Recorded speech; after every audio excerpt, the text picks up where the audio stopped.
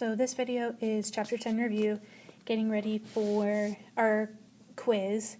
So it's basically everything with radicals and Pythagorean theorem. So let's start with the Pythagorean theorem.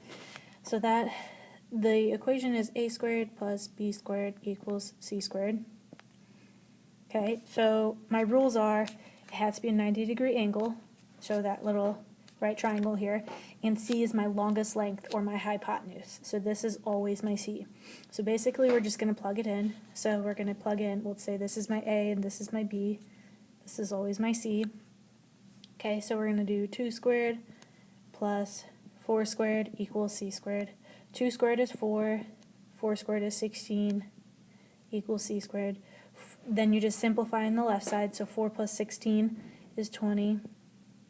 And then if you square root both sides, you can either get the decimal or you can just get what it is simplified in, your square root.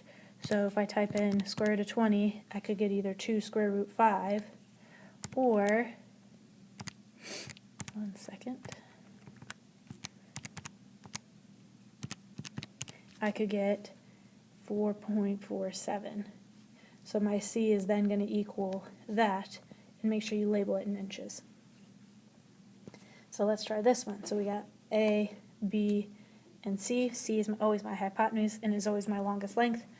So we're going to get A squared plus 5 squared equals 7 squared, because this time we're trying to find our A. So our A is the one that's missing. So A squared plus 5 squared is 25, 7 squared is 49. We're trying to get A by itself, so we're going to subtract 25. So we're going to get A squared equals 24. Square root both sides, and A is going to equal 4.899 inches. Okay, and you can see that our C length is our biggest length. Okay, this one we got an A, we're looking for our B, and we're given a C. So let's plug it in. So 14 squared plus B squared equals 17 squared. Okay, 14 squared is 196. 17 squared is 289. Now we're trying to get B by itself, so we're going to subtract 196 from both sides. So B squared equals 93. Opposite of squaring is square rooting, so we got to take the square root. So B equals the square root of 93, which is 9.64. So that is my answer. You can see that C is my longest length again. Oh, 9.64 inches. Okay, this we're just trying to simplify. So two things that multiply to get me 52 are, let's see, we could do 52 divided by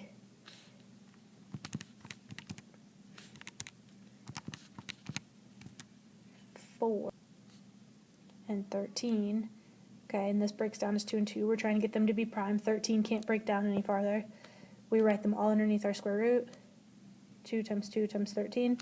We got to find our pairs to escape radical jail. One dies, one comes out. So my answer is 2 square root 13. Okay, let's break down 140 first. So let's try 14 and 10, 7 and 2, 5 and 2. We got 3 x's, 2 y's, and 1 z. Write them all in. So we got 7 times 5 times 2 times 2. Got my 3 x's, my 2 y's, and my z. Let's go ahead and find our pairs. So we got 2 pairs there. Okay, kill 1, kill 1, kill 1. So out comes a 2, an x, and a y. So we got 2xy. And left on the inside is 7 times 5, which is 35.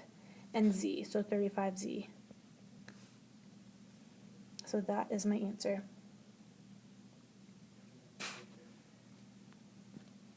Okay, this we're going to separate these. So I'm going to take square root of 56 and figure out that one, and square root of 147 and figure out that one. So if we want to break 56, 7 times 8 gets me 56. I'm going to go ahead and erase this so I can move it down. This is 4 and 2 and 2 and 2. So 7 times 2 times 2 times 2. Let's go ahead and get our pairs. kill 1, save 1. So we're going to have 2 square root 7 times 2 on the inside, which is 14. Now let's do our square root of 147. Okay, 3 and 49, 7 and 7. So that's going to give me 3 times 7 times 7. Circle our pair, kill 1, save 1, 7 square root 3. Okay, now we just replace it. Since this is for 56, we're going to write 2 square root 14. And since this is for 147, we're going to write 7 square root 3. So we just replaced them. Okay, just a reminder, if we have something on the outside here, so say there's a 2 out here, you got to make sure you bring that 2 down and you multiply it in your answer if you have that. Okay, this one, the opposite of square rooting is squaring, so we're going to square both sides. 3 squared is 3 times 3, so that's 9.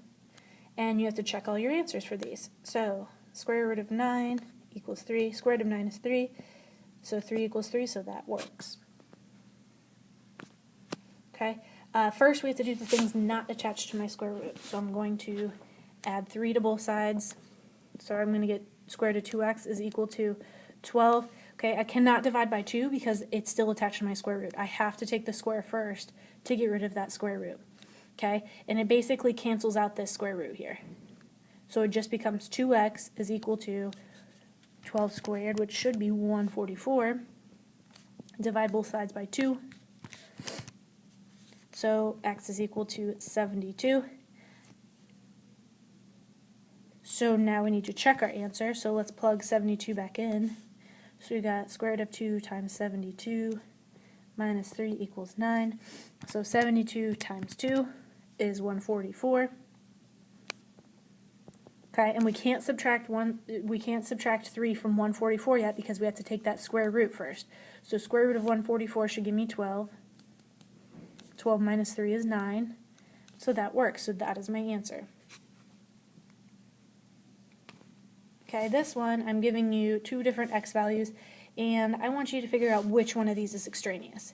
So extraneous means when I plug it in, it doesn't work. So we're going to try that. So I'm going to plug this in for my x values, both my x values. So here's x equals negative 5. So we got negative 6 times negative 5 minus 5 is equal to, whenever I put a negative in for a negative x, it changes to a positive. Oops. Okay, so negative 6 times negative 5 is 30. Okay, 30 minus 5 is 25. Square root of 25 is 5. So that one works. So we know this one is a solution that works. So now we got to plug in negative 1 and see if that one works. So we're going to do negative 6 times negative 1 minus 5 is equal to, remember, whenever I put a negative in for a negative x, it changes to a positive. Negative 6 times negative 1 is 6. 6 minus 5 is 1. Square root of 1 is 1. Okay, so we don't have any extraneous solutions. Both of these solutions work. So if I was asking you what the solutions are, you would say these 2 answers. If I was asking you for which ones are extraneous, we don't have any because both of them worked when I plugged them in. Okay, so let's try these 2. So we're going to put in z equals negative 3. Okay, so when I put in a negative for a negative here, it changes to a positive, so it changes to a plus 3. When I put a negative in for a negative, it changes to a positive, so it's 3. 3 plus 6 is 9. Square root of 9 is 3. Okay, so there's one answer. Now let's try 2. So we got negative 2 plus 6 is equal to negative 2. Negative 2 plus 6 is 4. Square root of 4 is 2. That does not work. Okay, so if I'm asking for an extraneous solution, this would be my answer. But if I'm asking for the solution, it's going to be z equals negative 3, because that's the only one that worked. Okay, to get rid of my square root, we got to square it. So I'm going to have n squared equals n plus 6. I'm going to subtract my n and my 6 to my other side. This is one of them where we're going to have to factor because my n's don't cancel, or it doesn't get to be n equals a number. Okay, so 2 things that multiply to get me negative 6, add to get me negative 1 is negative 3 and 2. So n minus 3, n plus 2 still equal to 0, okay? We got to use the zero product property, or ZPP, so we're just going to take n minus 3, set it equal to 0, and n plus 2 and set it equal to 0. So we add 3 to both sides, so n equals 3, subtract 2, so n equals negative 2. Now we got to plug it in and check it. So we're going to plug 3 in first. 3 plus 6 is 9, square root of 9 is 3, so this one works. Now let's try negative 2. I should say equals to negative 2, sorry. Negative 2 plus 6 is 4. Square root of 4 is 2. 2 does not equal negative 2. So this is an extraneous solution. And this is a solution to my problem. Okay, what if we have something like this? Okay, we have to get rid of the square roots, so we think about squaring both sides. What you do to one side, you have to do to the other side, so you just square both of them. That means my square roots just cancel out since everything is underneath it.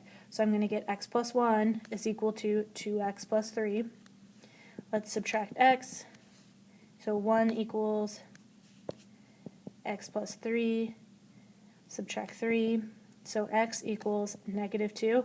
Plug it in and check it. So we got negative 2 plus 1 is equal to 2 times negative 2 plus 3. Okay, negative 2 plus 1 is negative 1. Negative 2 times 2 is negative 4, plus 3 is negative 1, so it worked. So that is my solution. Okay, I want to try one when we have something on the outside, so let's just do 28 x, y. Okay, so let's break it down. So we can do 14 and 2, and 7 and 2, and we got 2 x's and a y. Okay, so remember, you got to keep this 2x on the outside. We got 7 times 2 times 2. Since we got our 2's, x, x, y. Let's find our pairs. Kill one. Save one. Okay, so when we bring our 2 and an x out, we got 2x that we just pulled out, and 7y still left in, so we get 4x squared on the outside and 7y on the inside. So I have a lot of people that when we have something on the outside here, you forget about it and your answer's wrong. So just make sure you don't forget about it if something's on the outside.